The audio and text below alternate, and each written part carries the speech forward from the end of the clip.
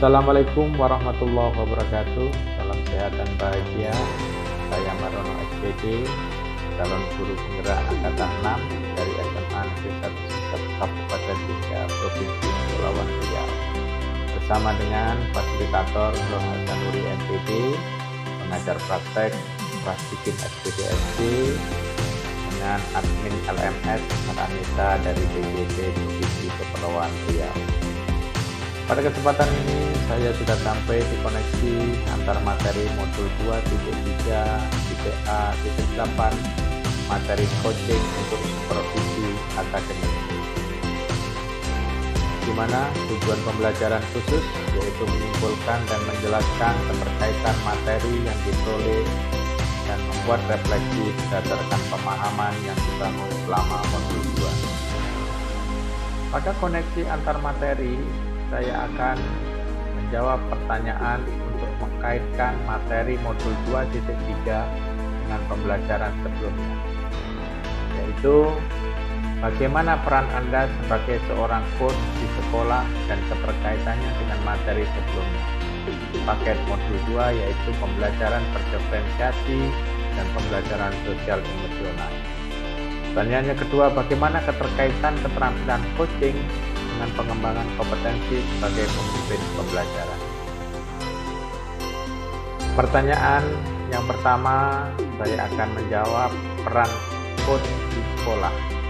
Peran saya sebagai coach di sekolah sejalan dengan nilai dan peran saya sebagai guru penggerak. Kita tahu dan memahami bahwa nilai guru penggerak meliputi mandiri, reflektif, kolaboratif, inovatif, berpihak pada murid, dan peran guru penggerak meliputi pemimpin pembelajaran, menggerakkan komunitas praktisi, menjadi coach bagi guru lain, mendorong kolaborasi antar guru, dan mewujudkan kepemimpinan pembelajaran yang berpihak pada murid. Peran saya sebagai seorang coach di sekolah tidak terlepas dari peran guru penggerak, di mana saya akan menjadi coach bagi guru lain. Dalam coaching, saya akan mengedepankan prinsip coaching, yaitu kemitraan dan pemberdayaan diri. Coach bersama coach menjadi mitra untuk menggali potensi diri coach agar coach mampu menyelesaikan masalahnya sendiri. Coach akan melakukan coaching bersama coach untuk memberikan layanan kebutuhan murid sesuai dengan filosofi Ki Hajar Dewantara, di mana pendidikan itu menuntun dan sebagai pendidik itu penuntut. Tentu ini sangat relevan jika coach juga penuntun bagi teman sejawat dan murid untuk menemukan potensi diri. Sehingga cita-cita tercapai, coaching terdapat proses menuntun, menemukan kodrat alami dengan potensinya tanpa memberikan solusi praktis. Keterkaitan coaching dengan materi pembelajaran berdiferensiasi dan pembelajaran sosial emosional. Keterkaitan coaching dengan pembelajaran berdiferensiasi. Pembelajaran berdiferensiasi merupakan pembelajaran yang bertujuan untuk memenuhi kebutuhan proses belajar murid. Kita tahu bahwa konsep pembelajaran berdiferensiasi membutuhkan beberapa aspek sebelum memulai pembelajaran. Di antaranya aspek kesiapan murid, aspek minat murid, dan aspek profil murid. Dalam mengimplementasikan pembelajaran berdiferensiasi juga membutuhkan strategi pembelajaran, yaitu strategi pembelajaran berbasis konten, pembelajaran berbasis produk, dan pembelajaran berbasis proses. Dengan coaching tentu akan mempermudah ketercapaian proses pembelajaran berdiferensiasi dengan segala aspeknya. Karena dalam coaching menggunakan strategi cerita untuk menyelesaikan setiap permasalahan. Tentu ini akan sejalan dengan tujuan pembelajaran, yaitu identifikasi permasalahan, rencana aksi, dan sebuah tanggung jawab jika mengambil keputusan. Dengan menerapkan kompetensi coaching, pemenuhan kebutuhan belajar murid dengan pembelajaran berdiferensiasi diharapkan mampu memenuhi kebutuhan belajar murid dan dapat mencapai tujuan pembelajaran dengan hasil yang maksimal. Keterkaitan pembelajaran sosial emosional. Pembelajaran sosial emosional atau yang disingkat dengan PSE adalah pembelajaran yang dilakukan secara kolaboratif oleh seluruh komunitas sekolah. Proses kolaborasi ini memungkinkan anak-anak dan pendidik dan tenaga kependidikan di sekolah memperoleh dan menerapkan pengetahuan, keterampilan, dan sikap positif mengenai aspek sosial dan emosional. Pembelajaran sosial emosional berisi keterampilan-keterampilan yang dibutuhkan oleh anak untuk dapat bertahan dalam masalah sekaligus memiliki kemampuan memecahkannya. Mengajarkan mereka menjadi orang yang baik, memberikan keseimbangan kepada individu, dan mengembangkan kompetensi personal yang dibutuhkan untuk dapat menjadi sukses. Sesuai dengan hal tersebut, coaching mempunyai peran dan andil dalam mencapai tujuan tercapainya kompetensi personal tersebut. Dengan strategi dan alur cerita dalam coaching akan menambah kekuatan dan komitmen dalam pengambilan keputusan yang bertanggung jawab. Selanjutnya, saya akan menjawab bagaimana keterkaitan keterampilan coaching dengan pengembangan kompetensi sebagai pemimpin pembelajaran. Keterampilan coaching akan membentuk pemimpin pembelajaran yang selalu memberikan tuntunan dan melayani kebutuhan murid mencapai tujuan dan cita-cita murid. Permasalahan yang timbul ketika murid mengalami kesulitan tidak akan cepat diselesaikan oleh guru.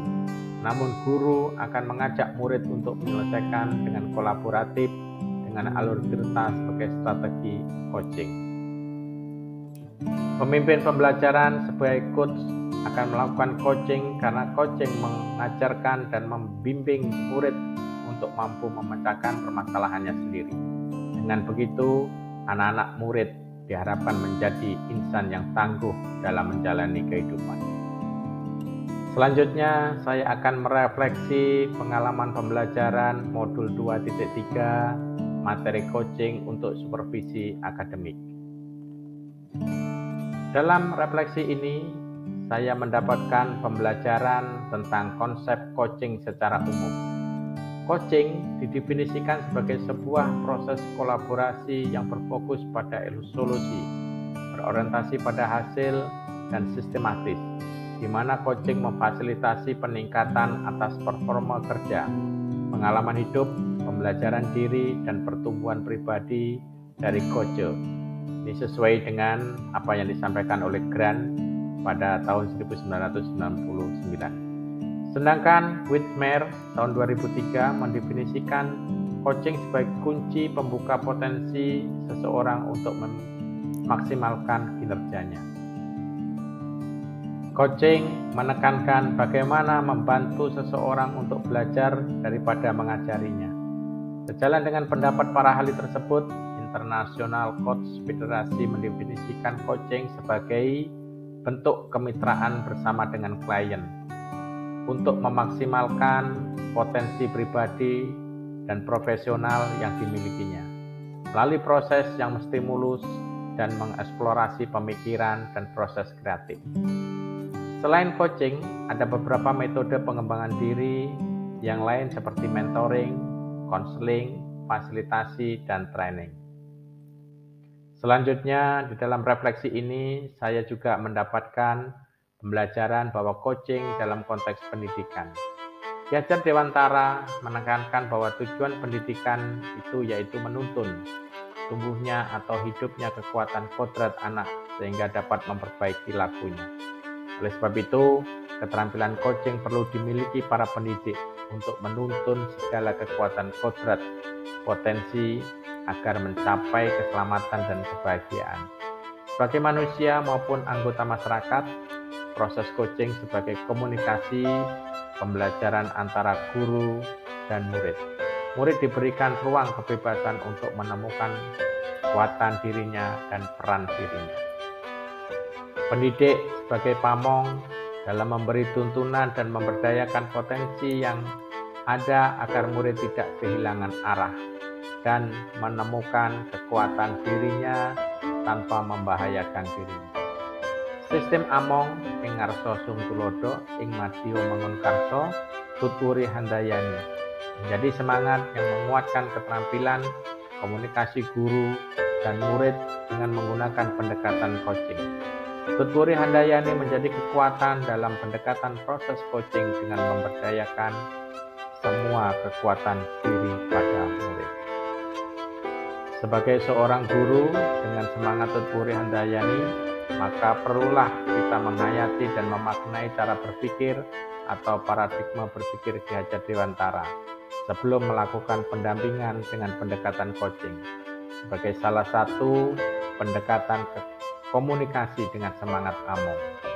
Dalam relasi guru dengan guru, seorang coach juga dapat membantu seorang coach untuk menemukan kekuatan dirinya dalam pembelajaran.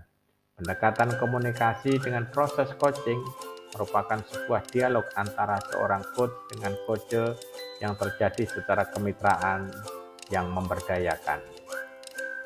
Selanjutnya, refleksi yang saya dapatkan dalam pembelajaran ini yaitu sebuah paradigma berpikir coaching.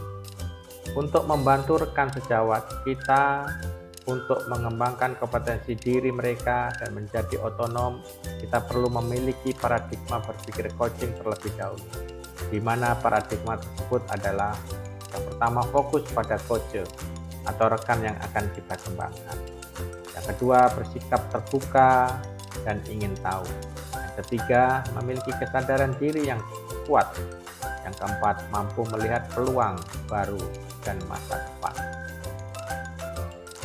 Refleksi selanjutnya yaitu prinsip coaching.